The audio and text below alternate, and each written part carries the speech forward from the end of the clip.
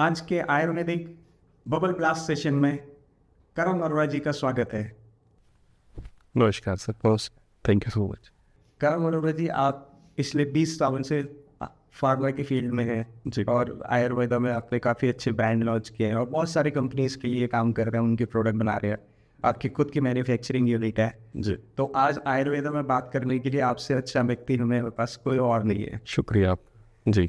तो करम जी, हमारा पहला क्वेश्चन आपसे ये है कि आज हर कोई बंदा कहता है कि हर जगह मेंशन भी कर रहा है और शो कर रहा है कि 100% आयुर्वेदा, 100% नेचुरल, और लोगों के अंदर में ये चीज़ की कमी है कि वो देख नहीं पा रहे या वो पहचान नहीं पा रहे, वो आइडेंटिफाई नहीं कर पा रहे कि 100% नेचुरल और 100% आयुर्वेदा बोलने वाले क्या 100% वो चीज़ दे पा रहे, वो डिलीवर कर पा रहे। अगर कर पा रहे हैं तो उसको डिफ्रेंशिएट कैसे करें मार्केट में। इसमें गिरीश जी, मैं आपको थोड़ा सा इसके बैकग्राउंड में लेके चलता हूँ। बेसिकली जो क्लासिकल आयुर्वेदा था, इसको मैं क्लासिकल टर्म ना लूँ तो ट्रेडिशनल आयुर्वेदा। आयुर्वेदा एक 5000 पुरानी पद्धति है, साइंस है, जो हमारे ऋषि मुनियों से, गुरुओं से हमें हासिल हुई है। तो उस दौरान जितनी भी आयुर्वेदिक दवाइयाँ बनती थी या जो उपचार होते थे, उनमें आयुर्वेदिक हर्ब्स का यूज़ होता था, जड़ी बूटियों का यूज़ होता था। आज मैक्सिमम लोग जो आयुर्वेद में यूज़ करते हैं वो एक्सट्रैक्ट यूज़ करते हैं। Extract, yes. जैसे उसके अंदर से वो तत्व निकाल के एक्सट्रैक्ट करके। तो जो एक्सट्रैक्ट है बेसिकली ये क्रूड हर्ब से ऑल टुगेदर डिफरेंट है। अब आपको मैं एक चीज़ बताना चाहता हूँ कि जो क्रूड है, क्रूड मतलब एक नॉर्मल हर्ब, देसी भाषा में हम ये बोलें कि एक सपोज कीजिए, लेट्स टॉक अबाउट, हम बात करते हैं तुलसी की। तुलसी का पौधा हर एक के घर में है, आपके घर में, मेरे घर में। तुलसी अपने आप में एक तरह से औषधीय गुणों वाला प्लांट। तो हम तुलसी का सब कुछ यूज़ करते हैं। हम उसकी जड़ भी यूज़ करते हैं, स्टेम भी यूज़ करते हैं, पत्ते भी यूज़ करते हैं, फ्लावर भी यूज़ करते हैं, इवन तुलसी बीड्स के साथ माला भी बना के पहनते हैं। तो तुलसी का जो उपयोग था, वर्णित है, जो शास्त्रों में वर्णित है या जो हम अपने टेक्स्ट को बोलते हैं जिनमें वो मेंशन्ड है, वह एक्सट्रैक्ट नहीं थे 5000 साल पहले। आज जो पद्धति से हम लोग दवाइयों का निर्माण कर रहे हैं उसमें मैक्सिमम एक्सट्रैक्ट का यूज़ क्यों होता है, मैं आपको बताता हूँ। क्योंकि हमारे पास वो पेशेंस नहीं है कि हम उन पद्धतियों को, उस पूरे प्रोसेस को फॉलो करके वो एक दवाई को निर्माण कर बना सके। तो जितने मैन्युफैक्चरर्स हैं वो सब लोग मोस्टली एक्सट्रैक्ट यूज़ करते हैं अपना टाइम बचाने के लिए और अपना काम बचाने के लिए। But on the other side, इसकी फ्लिप साइड बताता हूँ मैं कि एक्सट्रैक्शन अपने आप में एक केमिकल प्रोसेस है। उस केमिकल प्रोसेस में सॉल्वेंट्स का यूज़ किया जाता है। तो जब वो एक्सट्रैक्शन होती है, माल्टोडेक्सिन जैसे कई कंपाउंड्स का यूज़ होता है, दोज आर नॉट नेचुरल, वो नेचुरल नहीं है। बट जब हम उन एक्सट्रैक्ट को यूज़ करके प्रोडक्ट पे मेंशन करते हैं कि हमने तुलसी एक्सट्रैक्ट यूज़ किया, उस तुलसी एक्सट्रैक्ट यूज़ करने के बाद हमने नीचे उसके अंदर प्रिजर्वेटिव भी डाले, MPS, PPS, कई तरह के प्रिजर्वेटिव है। तो उन प्रिजर्वेटिव को डालने के बाद हम कैसे क्लेम कर सकते हैं कि 100% नेचुरल है? मैं ये नहीं कहता कि बिना प्रिजर्वेटिव के कोई भी प्रोडक्ट रुक जाएगा, but using extracts through a chemical process and after that you से कि ये एक्सट्रैक्ट बेस्ड प्रोडक्ट है और it is natural, it is not at all true. ये एक तरह से लोगों का बिलीफ में सही नहीं है। तो ये एक लैकूना है इस पर्टिकुलर उसका। बट प्रॉब्लम इसके साथ एक और भी है कि हिंदुस्तान में एक्सट्रैक्शन की भी जो यूनिट्स हैं या जो लोग एक्सट्रैक्ट बना रहे हैं, वो भी उनकी स्टैंडर्ड मैन्युफैक्चरिंग प्रैक्टिसेस जितनी भी हैं, STPs हैं, वो निर्धारित नहीं है। वो प्रॉपरली उस चीज़ को कर रहे हैं, नहीं कर रहे, उस चीज़ के ऊपर वो क्योंकि प्रॉब्लम ये है गिरीश जी कि हर एक्सट्रैक्ट एक पाउडर है, जस्ट लाइक अ ब्राउन पाउडर। तो अब तुलसी तो आपकी आंखों के सामने नेकेड है, आपको पता लग रहा है कि तुलसी के पत्ते हैं, उसको आप सूंघ पा रहे हो, तो आप देख पा रहे हो तुलसी का प्लांट हम सब ने देखा है। बट जब मैं आपके आगे एक्सट्रैक्ट रख दूंगा, हो सकता है उसमें तुलसी के गुण हो, बट वो तुलसी नहीं है अपने आप। ये एक बहुत बड़ा मिथ है कि एक्सट्रैक्शन बेस्ड जितने भी प्रोडक्ट्स हैं, I think they should not be called pure herbal, because there is a background, उसके पीछे एक तरीका है उन एक्सट्रैक्ट्स को निकालने का। करण जी, एक चीज़ अक्सर हमने देखा है आज की डेट पर मार्केट में, स्पेशली अगर हम मैन्युफैक्चरिंग में बोलें, थर्ड पार्टी मैन्युफैक्चरिंग में, आयुर्वेदा में बहुत लो कॉस्ट में प्रोडक्ट बनने शुरू हो गए। तो और मार्केट में जाते हैं, उनकी MRPs वगैरह उस तरीके से होती है कि लोग उस पर बिलीव करते हैं और लोगों का परसेप्शन ये होता है कि हाँ, अगर महंगा है तो इफ़ेक्टिव होगा। तो मतलब क्या वो प्रोडक्ट जो एक लो कॉस्ट पे मैन्युफैक्चर होके प्लांट से निकला है वो इतना इफ़ेक्टिव होगा? अभी रिसेंटली कई एग्जांपल्स हमने देखे हैं कफ सिरप वगैरह के, तो मतलब लोगों को कैसे बिलीव होगा कि वो इफ़ेक्टिव है या नहीं है? देखो, ये बहुत अच्छा सवाल है बट कॉम्प्लिकेटेड भी अपने आप में। अब इशू ये है गिरीश जी कि जिस फील्ड में हम हैं, हम मैन्युफैक्चरिंग में, हम मैन्युफैक्चरर हैं, तो जब आप मार्केट के अंदर जाएंगे, मान लीजिए आप कहते हैं कि मुझे अपना एक सिरप बनाना है, व्हेन यू कॉल पीपल, जब आप उन्हें फ़ोन करेंगे तो वहाँ से आपको जवाब में ये नहीं पूछा जाएगा कि आप क्या फार्मूला चाहते हैं, आपको ये बन जाएगा, 1000 पीस बन जाएंगे, 2000 पीस बन जाएंगे, भाव ये है। तो प्रॉब्लम ये है गिरीश जी कि जिस लेवल ऑफ मार्जिन्स पे आयुर्वेद में आज काम हो रहा है, मैं बहुत अफसोस के साथ ये बोलना चाहता हूँ कि वो आयुर्वेदा नहीं है जिस आयुर्वेद की हम बात करते हैं। तो अगर हम बात करते हैं, वी टॉक अबाउट मेजोरिटी, हम बात करते हैं लोगों को फ़ोन करके हम पूछे मैन्युफैक्चरर्स को, मैं नाम भी किसी का नहीं लूँगा, वाई शुड आई, अथॉरिटीज़ का काम है वो अपने आप देखें। तो जब हम उनका नाम लेते हैं तो उनको आप फ़ोन कीजिए कि मेरे को अपने नाम से एक ब्रांड बनवाना है, गिरीश जी 13 रुपये मात्र में 200 ml का सिरप मार्केट में ऑफर हो जाता है। अब आपको मैं इसके बैकग्राउंड में लेके चलता हूँ, जो मैं जानता हूँ कि कस्टमर्स को भी जांचना चाहिए, क्योंकि बेचना हमारा फ़र्ज़ नहीं है, हमारा फ़र्ज़ है कि जो हम बेच रहे हैं वो सही बेच रहे हैं, ये जानना भी हमारा उतना ही ज़रूरी है जितना ये है कि हमारी पेमेंट आई है नहीं आई है। हम लोग व्यापारी बन गए हैं, हम दवा बेच रहे हैं, हमें ये नहीं पता। तो मेरा सिर्फ कहने का मकसद इतना सा है कि जब भी हम प्रोडक्ट को बनवाएं तो उससे कॉस्ट शीट पूछे कि इसमें रॉ मटेरियल का कितना दाम डाला है आपने। आपको 13 रुपए के बैकग्राउंड में लेकर अगर मैं चलूं तो you would be surprise to know 11-12 रुपए के आसपास की कन्वर्जन के साथ सिर्फ पैकिंग कॉस्ट है। तो 13 रुपए में सिरप ऑफर हो रहा है। और गिरीश जी 1 लीटर की जो बिस्लरी की बोतल है वो 20 रुपए में मिलती है, मात्र पानी है। तो इसका मतलब तो हम साफ पानी भी नहीं दे रहे उस सिरप की बोतल में।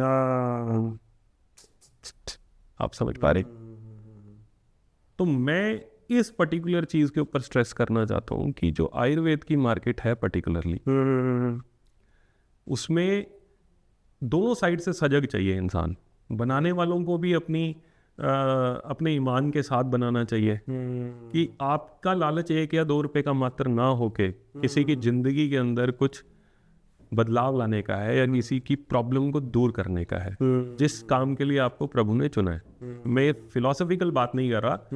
आप ये जानते हैं कि जब हम डॉक्टरी की पढ़ाई करते हैं या कोई और काम करते हैं तो हमें एक शपथ दिलाई जाती है, मॉरल वैल्यूज़ की हमारी एक रिस्पॉन्सिबिलिटी रहती है। तो क्या हम वो रिस्पॉन्सिबिलिटी को निभा रहे हैं कि क्या उसके अंदर जो लिखा है वो हमने डाला है?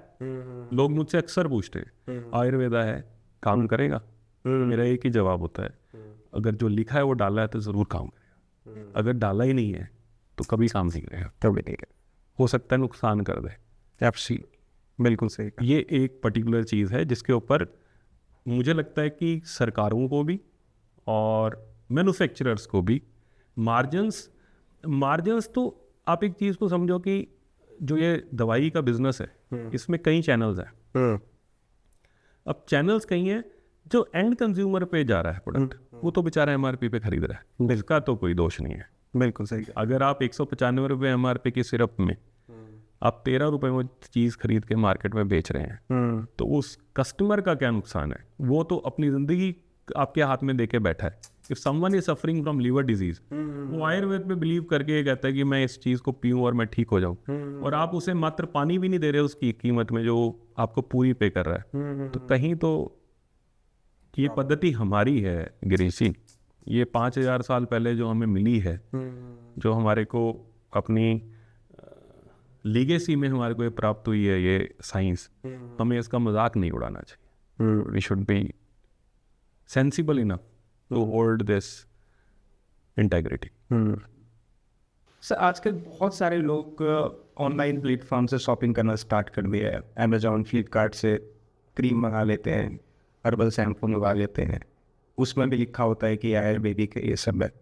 और अक्सर लोग जो प्रोडक्ट सेलेक्ट करते हैं उसमें उसकी रेटिंग, रिव्यूज़ ये सब देखते हैं, बट अनफॉर्चुनेटली कहीं ना कहीं उनको ये नहीं पता है कि रिव्यूज़ भी आज की डेट में फेक डलते हैं, ऑनलाइन पेड होते हैं।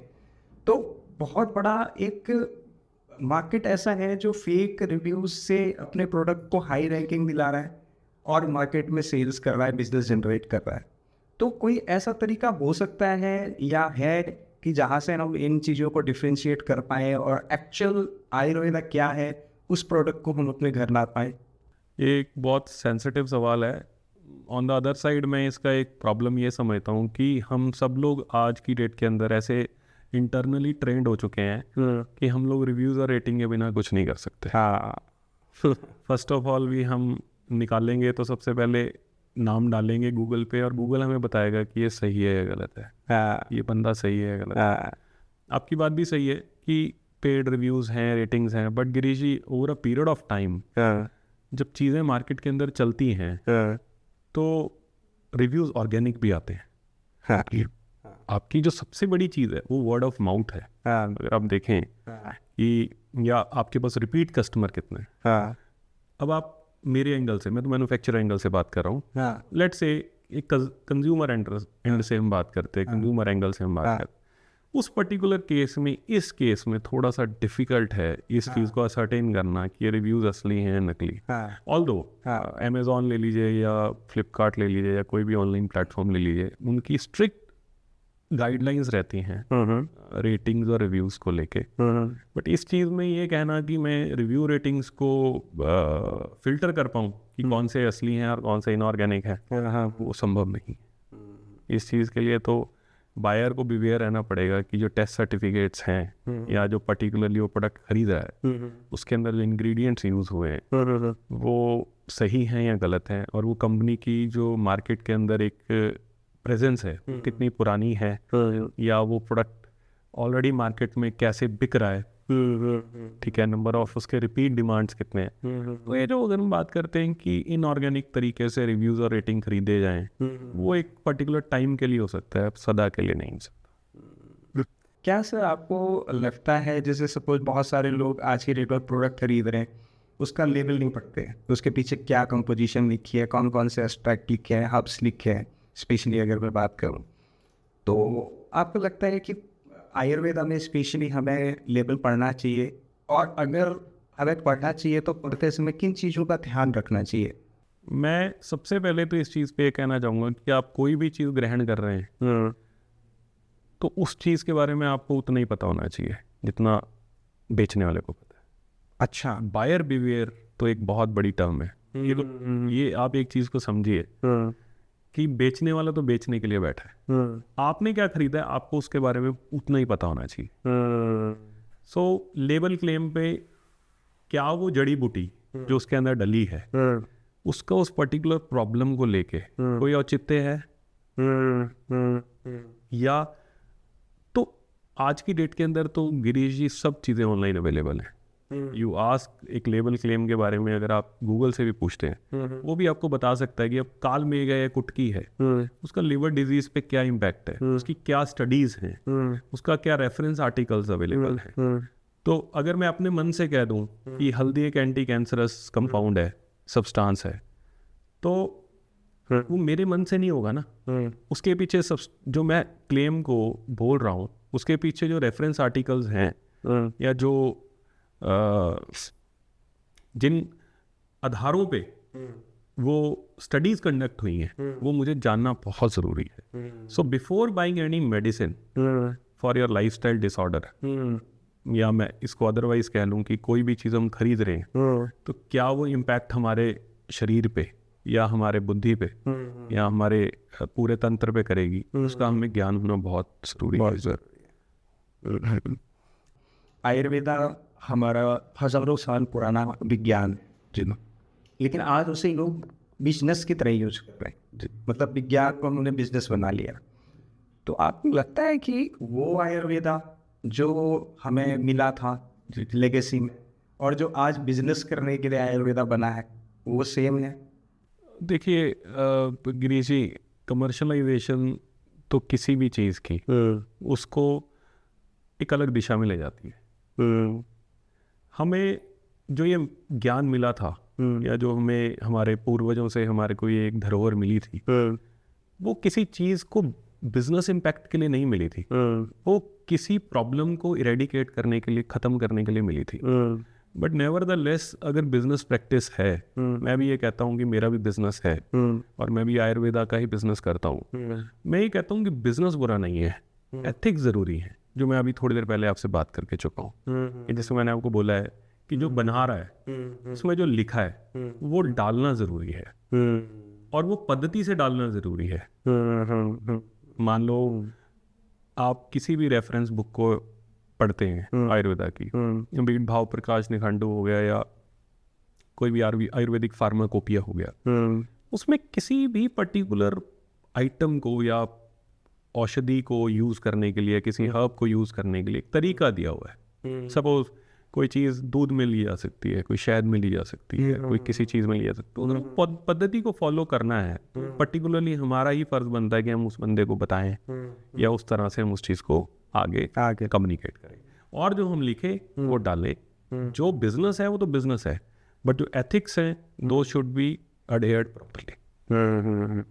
बहुत सारे लोग आज की डेट में आयुर्वेदा को रिलीजन से जोड़ देते हैं कि आयुर्वेदा तो इस पर्टिकुलर रिलीजन के लिए बना हुआ है, ये इसको इस्तेमाल नहीं कर सकता।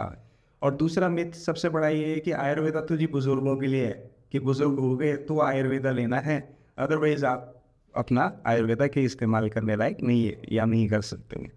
तो आपको लगता है कि ऐसा कुछ होना चाहिए या ऐसा कुछ है आपकी नज़र में, या आप जब आपका खुद का एक्सपीरियंस इस चीज़ में कैसा है? मैं इस चीज़ को, इस सवाल को दुर्भाग्यपूर्ण मानता हूँ कि लोगों की सोच में ये चीज़ है। बट जब हम बात करते हैं गिरीश जी कि जो ये हम सूर्य की रोशनी ग्रहण कर रहे हैं, ये किसी भी धर्म को देख के, जाति को देख के, वर्ण को देख के तो नहीं हम हासिल कर रहे हैं, बिल्कुल सबके लिए इक्वल है। बिल्कुल सही। वायु है, पानी है, जो चीज़ें हमें नेचर ने दी हैं। चलो ये तो एक नेचुरल पार्ट हो गया। हम साइंस की बात करते हैं, लेट्स टॉक अबाउट साइंस। हम न्यूटन के लॉ पढ़ते हैं फिजिक्स में, क्या हम वहाँ डिनाई कर देते हैं कि आईआईटी में मैं नहीं पढ़ूंगा, मैं मुस्लिम हूँ या मैं किसी और धर्म से बिलोंग करता हूँ? तो साइंस है, ये तो लोक कल्याण का विषय है, इसके अंदर धर्म नाम की चीज़ नहीं है। अगर किसी का भला, मैं पीजीआई जाता रहता हूँ, कई डॉक्टर से मिलता रहता हूँ, वहाँ पे अगर आप जाके देखेंगे तो 4-5 स्टेट के लोग आते हैं। पीजीआई अपने आप में एक अस्पताल नहीं, एक शहर है। तो जब वहाँ पे जाके देखता हूँ तो वहाँ पे Jammu and Kashmir, Himachal, Haryana, Punjab, surrounding area, तो वहाँ पे कोई धर्म देख के डॉक्टर के पास जा रहा है? नहीं। तो ये जो साइंस है ये तो ऑल टुगेदर एक हमारे लिए दिया हुआ ऊपर वाले का एक आशीर्वाद है। तो इसका कोई कोरिलेशन किसी धर्म से नहीं है और ये एक तरह से हमारे लिए, हमारे को मिली हुई शिक्षा है जिससे हम अपने जीवन को बैलेंस कर सकते हैं। सो अब आपका एक सवाल था कि बुजुर्गों के लिए आयुर्वेदा बैलेंस पे काम करता है। अच्छा, बैलेंस कैसा? बैलेंस वात, पित्त और कफ बेसिकली। कभी हम फिर डिटेल के अंदर इसके बारे में बात करेंगे। और जब ये वात, पित्त और कफ के बारे में बात करता है तो उनके बैलेंस के बारे में बात करता है। मतलब मान लो हमारे को खांसी बहुत ज़्यादा है या हमारे को कफ बहुत ज़्यादा है, तो वो कफ है। अगर हमारे शरीर के अंदर इन चीज़ों का इम्बैलेंस हो जाएगा, जिसको हम विकृति बोलते हैं, तो हमारे को बीमारी हो जाएगी। तो ये किसी बुजुर्ग में होगी विकृति या मेरे अंदर होगी, ये तो बड़ा ही बचकाना सा सवाल है कि हम ये बात करें कि बच्चे को प्रॉब्लम हो नहीं सकती और बुजुर्ग को ही हो सकती है। तो आयुर्वेदा तो एक लाइफस्टाइल है which has to be adopted, और उस चीज़ को जितनी जल्दी आप समझ लें अपनी लाइफ में और बैलेंस कर लें चीज़ों को। लाइफ भी तो बैलेंस ही है ना सर, चाहे वो फाइनेंशियल बैलेंस है, इमोशनल बैलेंस है, तो वैसे ही हमारा हेल्थ बैलेंस भी है। तो जब हम इस चीज़ को बैलेंस कर लेते हैं, there is nothing to do with age, age का इससे कोई लेना देना नहीं। एक आयुर्वेदा में अक्सर देखते हैं कि लोग बोलते हैं कि भी वाइटनिंग क्रीम है, वेट लूज है, इंस्टेंट ग्लो है, इस तरीके के क्लेम्स करते हैं मार्केट में। आपको लगता है कि आयुर्वेदा में इस तरीके के क्लेम करना पॉसिबल है? और दूसरा, अगर हम आयुर्वेदा की स्पेशली बात करें तो क्या वो इस तरीके के इंस्टेंट रिजल्ट देता है? आपका बहुत सही सवाल है। आयुर्वेदा मैंने अभी आपको बताया कि एक तरह से लाइफस्टाइल को हमारे मैनेज करता है या बैलेंस करता है। अब हम बात करते हैं ब्राइटनिंग क्रीम की, स्किन लाइटनिंग क्रीम की। जो ऊपर वाले ने हमें एक पर्टिकुलर स्किन का टेक्सचर दिया है, उस स्किन को मेंटेन कर सकते हैं, उस स्किन की हेल्थ को मेंटेन कर सकते हैं। उस स्किन के टेक्सचर को चेंज करना संभव नहीं है। और इस चीज़ को लेके गाइडलाइंस भी हैं, लेबल क्लेम्स को लेके, इंडिकेशंस को लेके, विच आर वेरी स्ट्रिक्ट। मैं आपको जैसे बताता हूँ, अगर हम बात करते हैं कि कोई रेस्पिरेटरी डिजीज के ऊपर कोई आयुर्वेद का पर्टिकुलर प्रोडक्ट काम करता है, तो we can not write it cures, it cares, it helps. So जब हम ये चीज़ें लिखते हैं तो आप ये चीज़ को समझिए, कंज्यूमर को भी इस चीज़ पे एक तरह से सचेत रहने की बात है कि कुछ भी बदलने वाला नहीं है एक्सेप्ट उनके लाइफस्टाइल को लेकर। वो अपनी चीज़ों को खुद बदलें, इस चीज़ को इंक्लूड करें तो लाइफ बेहतर होगी। मीनिंग देयर बाय, अगर मैं ये कहता हूँ कि इससे स्किन ब्राइट हो जाएगी, स्किन ब्राइटनिंग क्रीम 5000 साल पहले आयुर्वेदा में नहीं बनी थी, बट ऑन द कॉन्ट्ररी बात करता हूँ, आयुर्वेदा में कुमकुमादि तैलम का जिक्र है। ये क्लासिकल ऑयल है बेसिकली। ओके। ये ऑयल स्किन की ब्राइटनिंग, लाइटनिंग, छाइयाँ, मिलाजमा, इन सब पे काम करता है, पिगमेंटेशन सब पे काम करता है। ओके। धीरे धीरे धीरे धीरे इट इज़ बेसिकली मिलाजमा पिगमेंटेशन तो एक बीमारी है। तो वो जो क्लासिकल टेक्स्ट है उसके अंदर उसकी एक पद्धति दी गई है, वो केसर बेस्ड एक तरह से ऑयल है, उसके अंदर बकरी का दूध भी यूज होता है, उसकी बनाने की पद्धति है, इट्स अ लॉन्ग प्रोसेस। तो जो ये क्लेम अब लोग कर रहे हैं पर्टिकुलरली विद रिस्पेक्ट टू कि ये स्किन लाइट हो जाएगी, ब्राइट हो जाएगी, ये संभव नहीं है। कुछ चीज़ों पे पर्टिकुलरली जैसे मिलाजमा हो गया, पिगमेंटेशन हो गया, टू एन एक्सटेंट हम काम कर सकते हैं। उसके लिए भी गिरीश जी, अगर मैं बात करूं तो अपने लाइफस्टाइल पे ध्यान देने की बहुत ज़्यादा ज़रूरत है। मान लो कि मैंने आपको वात, पित्त और कफ के बारे में बात की कि उससे ही पूरी बॉडी का संचालन है। तो अगर मान लो कि मैं क्रीम लगाता रहता हूँ और मेरे तीनों बैलेंस इम्बैलेंस्ड है, क्रीम काम नहीं करेगी।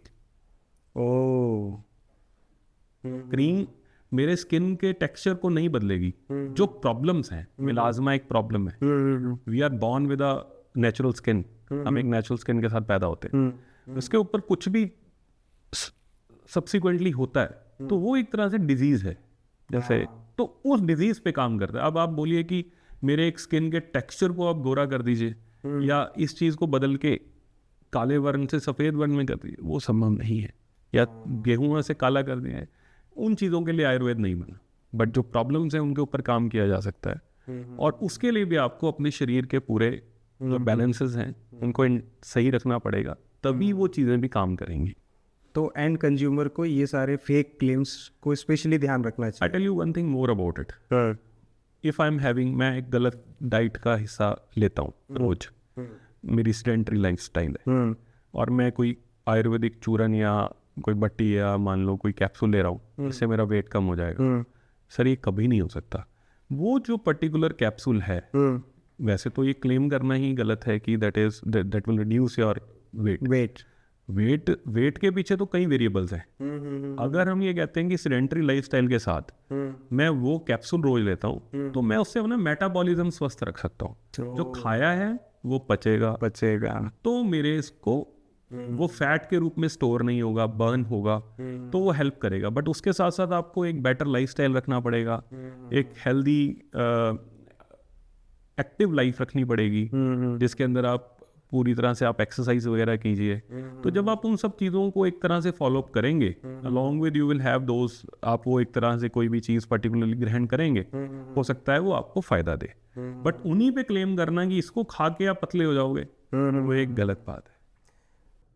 करण जी, कभी आपके पास ऐसा हुआ है कि आपके पास कॉल्स आई है, जो मैन्युफैक्चरर आपके पास कॉल आई हो कि मुझे वेट लूज प्रोग्राम के लिए अपना कुछ प्रोडक्ट बनवाना है या वाइटनिंग क्रीम बनवानी है? वेल मेरे पास तो रूटीन में ये सवाल आते रहते हैं। हम हेल्प्स इन वेट मैनेजमेंट कह सकते हैं कि कुछ प्रोडक्ट्स हैं, मैंने आपको बताया कि अगर मेटाबॉलिज्म दुरुस्त करना है तो उसके लिए हमारे पास हर्ब्स हैं या हम एक पर्टिकुलरली एक प्रोडक्ट उसको बना कर दे सकते हैं।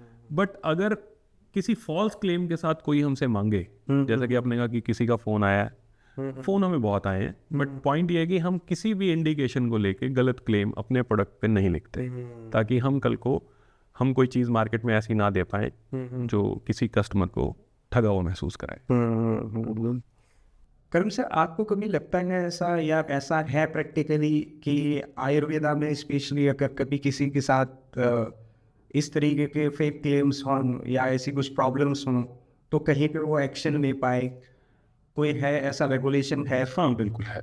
अगर किसी को इस पर्टिकुलर चीज़ के अंदर दिक्कत आती है कि जो प्रोडक्ट पे लिखा है वो एक तरह से किसी चीज़ को क्योर करने के लिए या एक तरह से जो प्रतिबंधित है, बेसिकली क्लेम्स प्रतिबंधित हैं, उस हिसाब से लिखा गया है, तो डेफिनेटली जो स्टेट आयुष अथॉरिटी है उनको वो लिख सकता है, आयुर्वेदा अथॉरिटी को लिख सकता है, एंड एक नेसेसरी एक्शन वो खुद प्लान कर सकते हैं। Okay, but before that he should have that sample with him, उसकी फ़ोटोग्राफ्स, उसका सब कुछ उसको बैकग्राउंड में लगा के उनको मेल करनी है या उनको चिट्ठी लिखनी है, they will take care of it.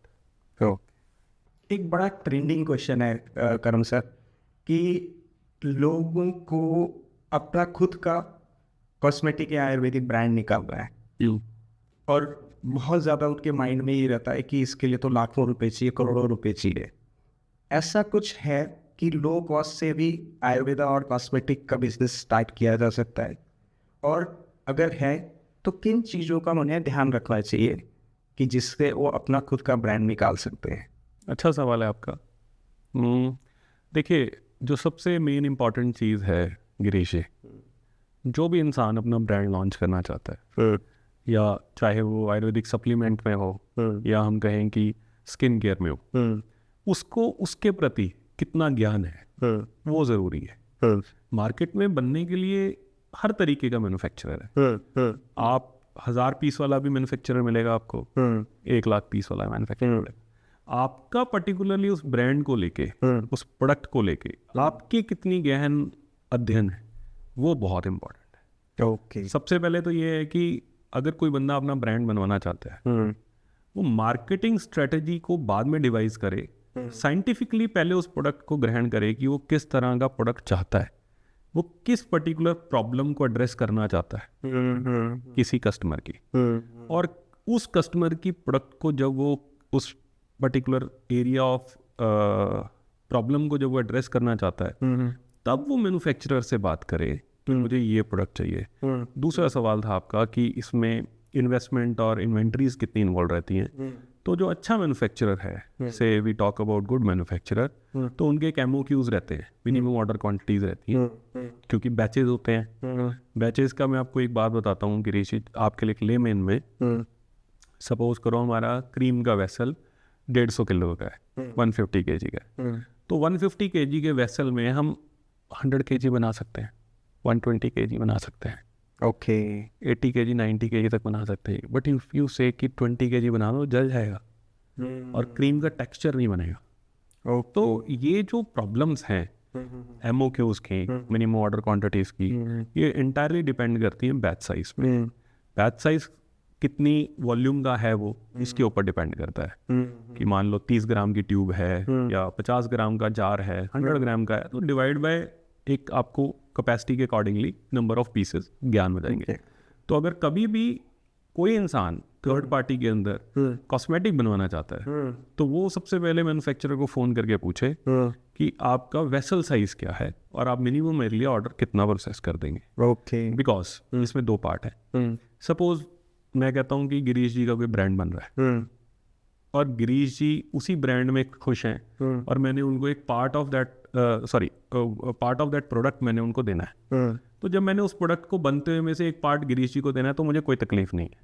But अगर मेरे को अपने हिसाब से अपने लेवल का मेरे साइंटिफिक बेस का प्रोडक्ट चाहिए तो मुझे वो बैच साइज फॉलो करना ही पड़ेगा। Okay okay. Meaning thereby आपको भूख है एक्स दाल की और मेरे घर पे पीली दाल बन रही है, तो अगर तो आप पीली दाल में खुश हो तो मैं आपको निकाल के दे दूंगा।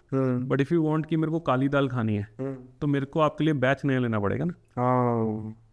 तो मेरा अगर किसी ने ब्रांड बनाना है, अगर कोई बोलता है, कोई कहता है कि लेट्स प्ले, मैं एक टमाटो एक्सट्रैक्ट पे टमाटो के उस पे काम करता हूँ। Tomato is very good for skin, you know, lycopene है और कई एंटीऑक्सीडेंट हैं उसके अंदर। ओके। तो टमाटो एक बड़ी नॉर्मल सी चीज़ है, हम घर पे टमाटर लेते हैं।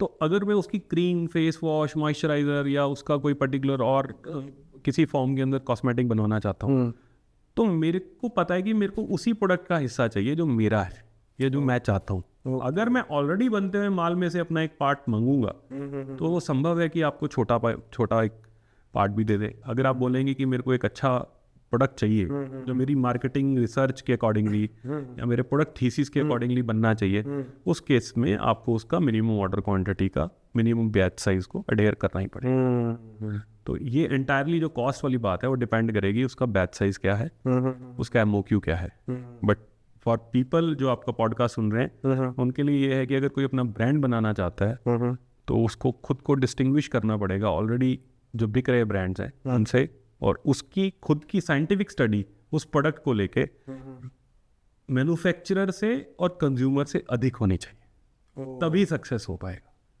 अगर मुझे ही मेरे प्रोडक्ट के बारे में नहीं पता, it is not about creating a product, it is about creating a difference. जो अभी हो रहा है, लोग डिफरेंस क्रिएट ना करके वो प्रोडक्ट क्रिएट कर। आपको प्रोडक्ट नहीं क्रिएट करना, आपको डिफरेंस क्रिएट करना है। डिफरेंस भी आपको उस तरीके से क्रिएट करना है कि आप अपने कस्टमर या कंज्यूमर के लिए कुछ वैल्यू ऐड कर सकें।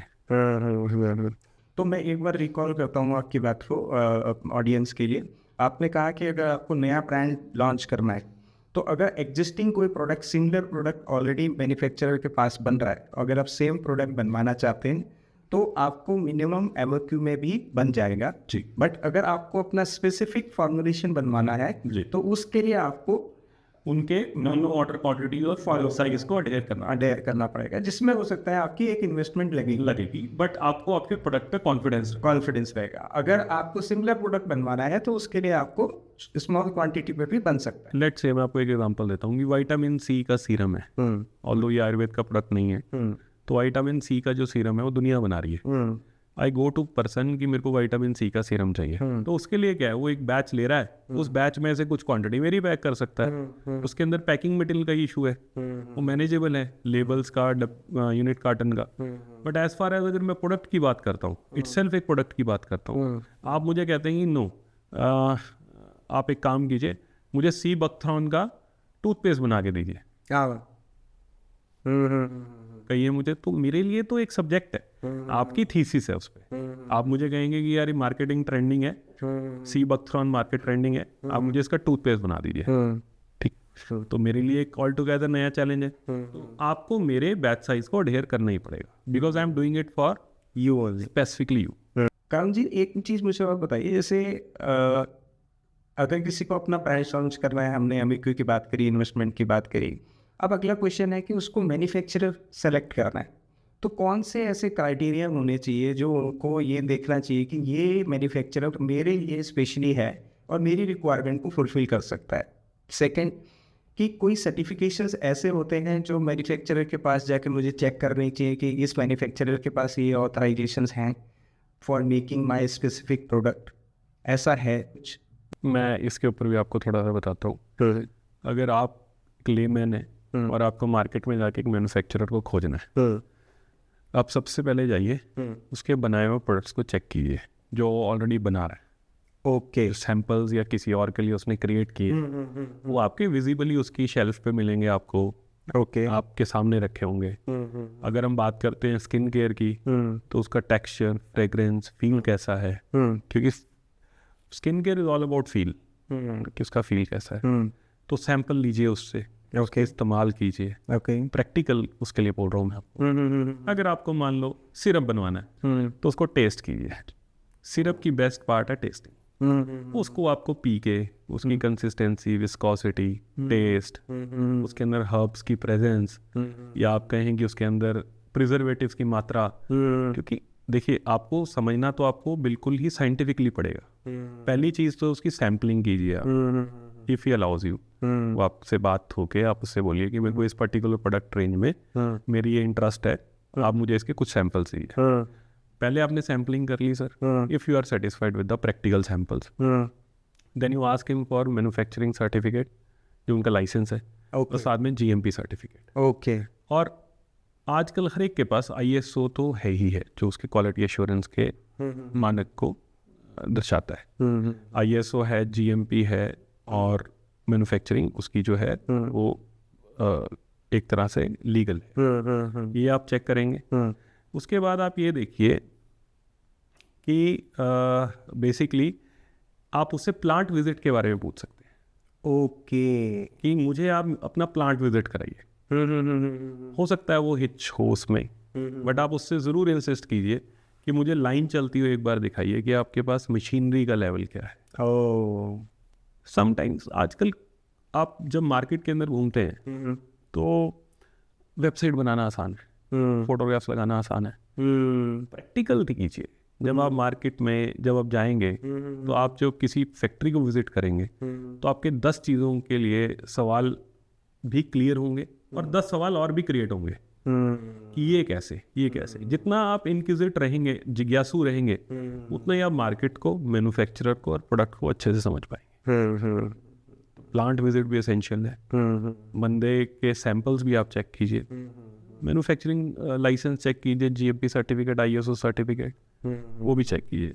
ऑल्दो बहुत कम लोग हैं जिनके पास WHO है आयुर्वेद में, बिकॉज आयुर्वेद का एक अलग स्टेचर है हमारे देश में, तो वो सब पे अवेलेबल ना हो, बट ये बेसिक डॉक्यूमेंट सब पे अवेलेबल पाएंगे। दूसरा एक चीज़ आप ये भी देख सकते हैं, जो उसके इंटरनल टेस्टिंग प्रोसीजर्स हैं, जो STPs बोलते हैं, स्टैंडिंग टेस्टिंग प्रोसीजर्स हैं, वो क्या कंप्लाई करते हैं, उनकी टेस्टिंग में वो क्या क्या देख रहा है।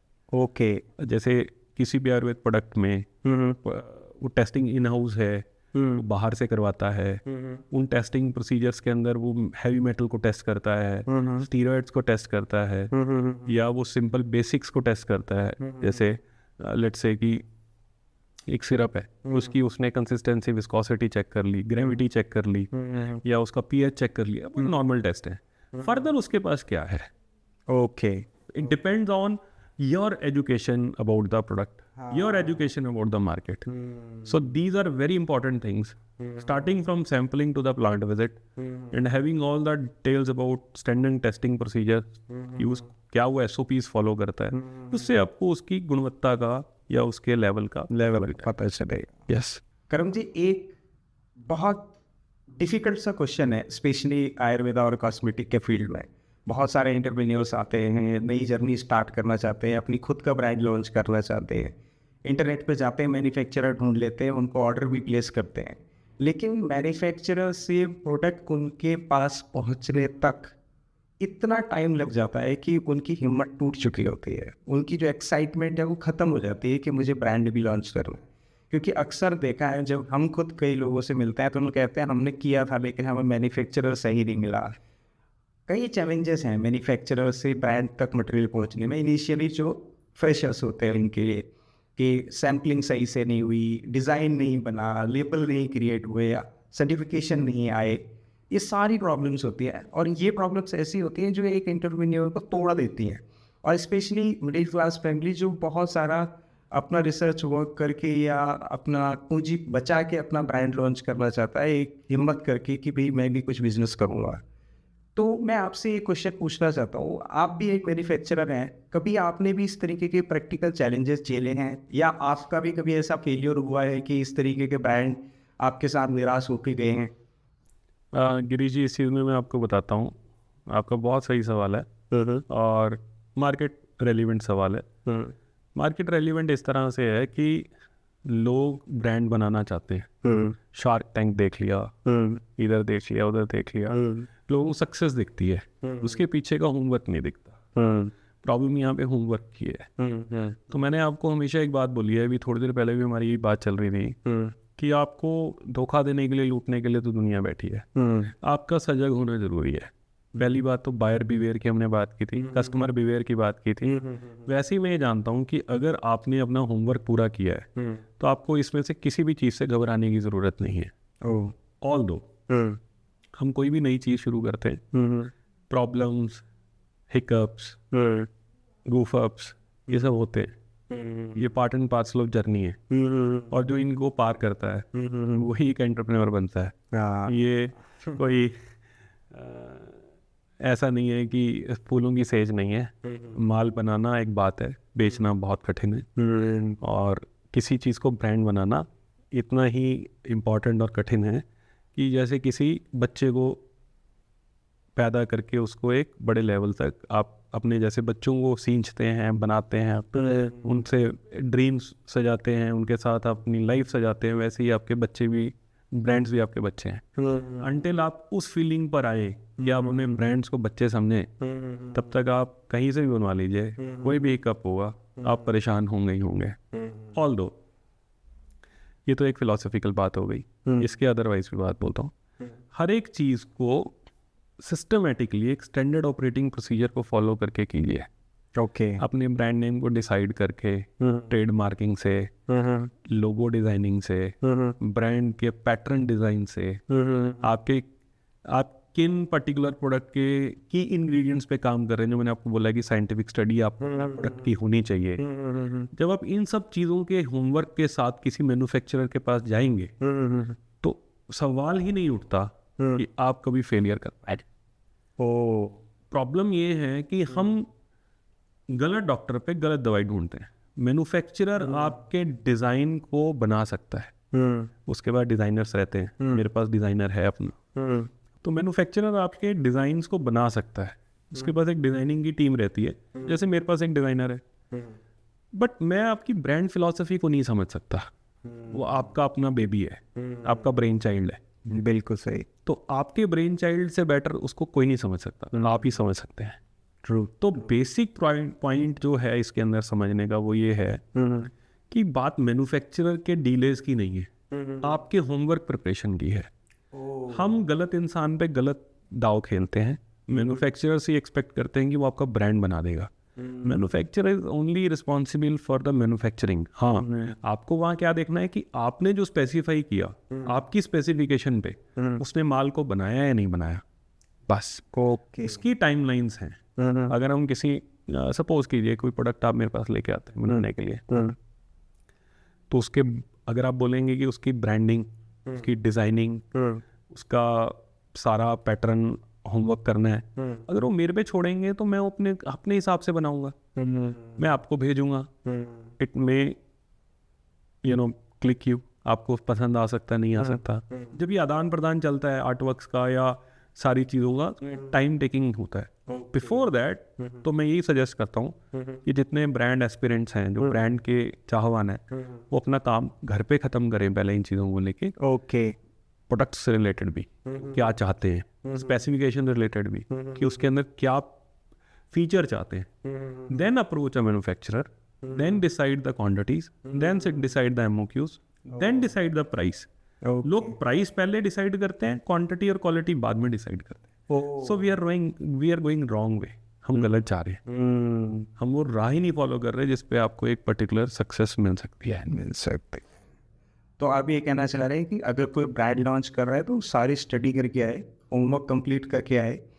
हो सकता है मैन्युफैक्चरर गलत हो, लेकिन वो गलत इसलिए है क्योंकि वो आपके साथ फॉलोअप में टाइम लेगा है, और आप ओवर एक्सपेक्ट कर रहे हो एक मैन्युफैक्चरर के साथ, जो कि आपका जॉब था, आप मैन्युफैक्चरर से एक्सपेक्ट कर रहे हो कि वो करके देगा। देखिए, मैन्युफैक्चरर के हाथ में एक चीज़ नहीं है। वो क्या है कि आपने एक प्रोडक्ट परमिशन अप्लाई किया आयुष के पास, वो उसको कितने दिन में मिलता है, बियॉन्ड दैट उसके सब हाथ पे। मान लो आप मेरे पास एक्स ब्रांड के लिए आए, मैंने आपकी ब्रांड अप्रूवल लगा दी आयुष डिपार्टमेंट में, उसमें कितने दिन लगते हैं? क्या कोई क्वेरी रेज हो जाती है? क्या कोई प्रॉब्लम आ जाती है? उसके अंदर मेरे हाथ में कुछ नहीं है. It is entirely dependent on the authority. It may come, it may not come.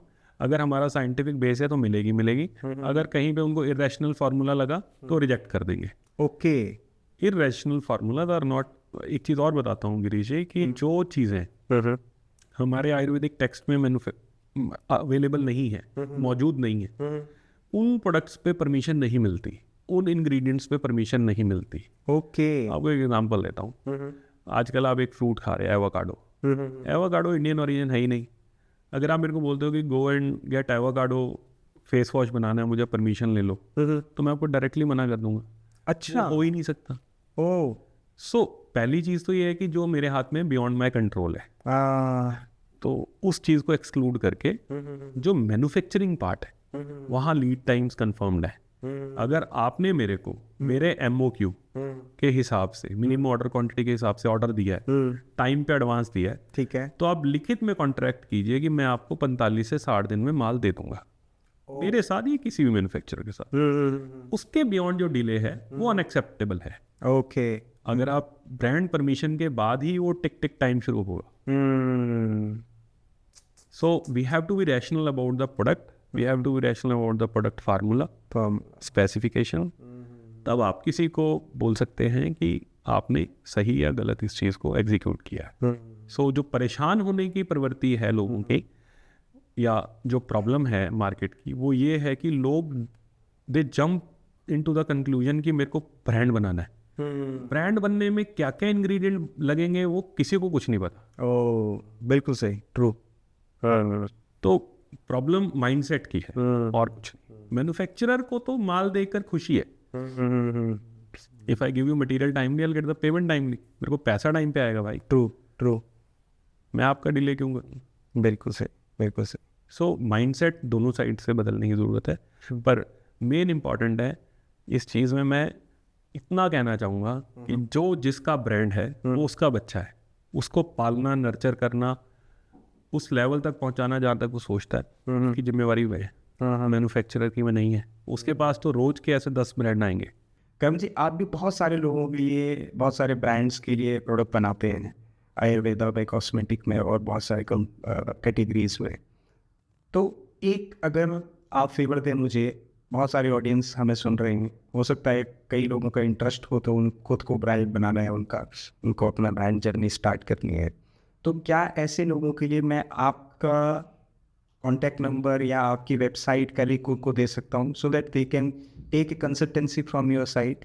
बिल्कुल पॉसिबल है. We will be happy to serve your clients. आपके श्रोतागण को हम हेल्प करें किसी चीज़ पे काम करने में, उनको किसी तरह से सहयोग दे पाएँ तो भी बहुत अच्छा लगेगा. यहाँ एंड में मैं एक बात कहना चाहता हूँ. मैं फिर वही कहता हूँ कि जो ब्रांड बनवाने के इच्छुक हैं या जो काम करने के इच्छुक हैं, वो हर एक चीज़ के ऊपर आयुर्वेदा को डिटेल में स्टडी करें पहले. मैं आपको एक एग्जांपल से हम कंक्लूड करेंगे. इसमें एक एग्जांपल मैं आपको देता हूँ. People generally confuse cosmetic with Ayush cosmetic. Okay. Ayush का कॉस्मेटिक और जो केमिकल बेस्ड कॉस्मेटिक है ऑल टुगेदर डिफरेंट है. अब हम एक एग्जांपल लेते हैं. अल्फा आर्बुटेंट, वो एक केमिकल है या एक कंपाउंड है. उसको लोग एक्टिव मानते हैं, जो मार्केट के अंदर यूज़ करते हैं. जो हम वाइटामिन को नहीं मानते आयुर्वेद में. वाइटामिन आप मेरे पास आएंगे, विटामिन C सीरम बना दो, नहीं बना पाएंगे. ओके. तो आयुष के जो कॉस्मेटिक हैं, वो जो केमिकल बेस्ड कॉस्मेटिक हैं, उसमें डिफरेंशिएशन है. हम आयुष में जो कैटेगरी है या जो प्रोडक्ट है, बेसिकली वो जो इंग्रेडिएंट का जिक्र हमारी टेक्स्ट में है या जो हमारे बैकग्राउंड में है, जो हमारे बुक्स में है, जिनके रेफरेंसेस हैं या जिनकी पूरी तरह से हमारे पास डिटेल है, हम उन्हीं की इंग्रेडिएंट्स के साथ ही आयुर्वेद की कॉस्मेटिक को काम कर सकते हैं. We can not take compounds, chemicals as active. हम उनको एक्टिव नहीं ले सकते. ओके. तो जहाँ तक बात है आपके श्रोतागणों का प्रोडक्ट बनवाने से रिलेटेड, चाहे वो आयुर्वेदिक सप्लीमेंट हो या आयुर्वेदिक कॉस्मेटिक हो, हम हार्दिक आभार और हार्दिक स्वागत करते हैं। आए हमारे पास, जो हमारा ज्ञान है, जो हमारे पास अवेलेबल इन्फॉर्मेशन है, हम उनसे शेयर करेंगे, बट वो हमें भी बताएंगे वो अपने ब्रांड से रिलेटेड क्या चाहते हैं। क्या चाहते हैं। करण जी थैंक यू सो मच। मैं आपका नंबर डिस्क्रिप्शन में मेंशन कर दूंगा। आपने सारे क्वेश्चंस का बिल्कुल सटीक आंसर दिया। Might be this will be the eye opener for on the consumer और ब्रांड मेकर जो ब्रांड बनाना चाहते हैं। और डेफिनेटली मुझे लगता है कि कुछ लोग जो भी इंटरेस्ट लेते होंगे वो आपको कांटेक्ट भी करेंगे।